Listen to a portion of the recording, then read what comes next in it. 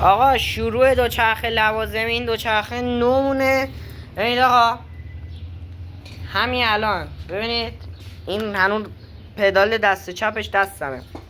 ببینید راستشو بستیم، آچارم دستمه، فرمونش با بود بستم، لاستیک جلوش با بود بستم. آقا خدا رو شکر این دیسکیه، حالا نمیگم خوبه ولی اوکیه دیگه. همه چیشم نوعه دیگه، من قرار بود نوع نباشه.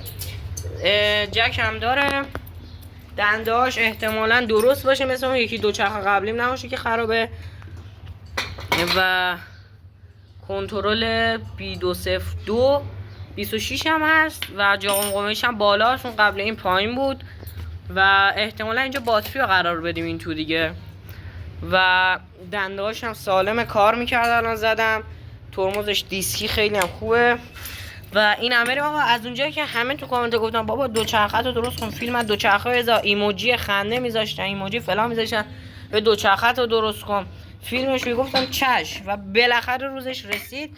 این از دوچرخه‌مون قرار اسپورت کنیم، فول اسپورت. مرسی که تا اینجا با من بودید. اگه هر چیزی هست که من نخریدم و نبستم توی کامنت ها بهم بگو که ببندم، یا هر چی که مد نظرته بهم بگو. آقا اینا من نمیدونم چیه، برای با این چی کار میکنم. ببینید همین ور هم اون ور، جلو هم دوتا داره، بکنم جلو یکی داره. آره یکی داره البته. با بذارین آها نه این ور هم داره. آره خیلی خلاصه قراره چیز خفنش کنیم. و مرسی که تا آخر ویدیو با من بودید. تا ویدیو بعدی فعلا پیس اوت. لایک کنید ویدیو هم به بالای 1000 تا برسون. گود بای. آقا این دوچرخه قبلی مونه، خدا حافظ دوچرخه تو این کارتون جدیده.